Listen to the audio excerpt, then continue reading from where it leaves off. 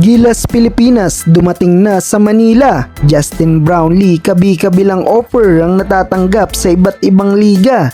Anyari naman sa karir ni Davis Bertans, tinamaan ng malas mga idol. Dumating na ang Gilas Pilipinas sa Manila matapos ang stint ng ating mga pambato sa 2024 FIBA Qualifying Tournament. Lumapag ang ating mga pambato last night sa NAIA after ng impressive run nila sa FIBA OQT. Bigo man makakuha ang Gilas ng tiket patungong Paris Olympics, hindi naman sinayang ng pambansang kupunan ang lahat ng nagpuyat at nagbigay ng suporta sa naging laban nila kontra sa malalakas na kupunan. Pero nakatutok ang lahat sa naging performance ng ating Pinoy naturalized player na si Justin Brownlee. Pinangunahan ni JB ang hindi inaasahang pagpasok ng Gilas sa semifinals bago naman tayo natalo sa kupunan ng Brazil. Nag-average si Brownlee sa buong tournament ng 23 points, 8.3 rebounds, 6.3 assists. Dahil sa ipinakitang laruan ni JB, napasama ang Pinoy import sa elite list All-Star 5 ng Riga, Latvia. Kasabay niyan ang paglabas ng rumor ng iba't ibang team ang handang mag-offer at magbayad makuha lamang ang serbisyo ni Brownlee.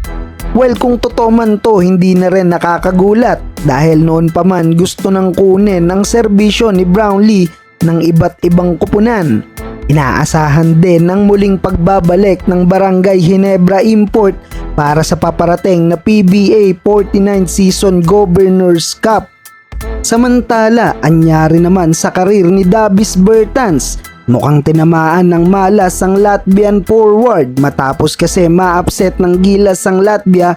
Hindi napigilan nito na magparinig sa post-game interview at sinabing habang nananatili siya sa national team ng Latvia, sisiguraduhin ng NBA veteran na Latvian national lang ang maglalaro para sa 12-man lineup ng Latvia. Mukhang hindi malimutan ni Davis ang ginawa sa kanila ni Justin Brownlee. Eto pa malupit mga idol, sa kalagitnaan ng tournament ng laban nila kontra sa Cameroon, winave si Bertans ng current team nito na Charlotte Hornets.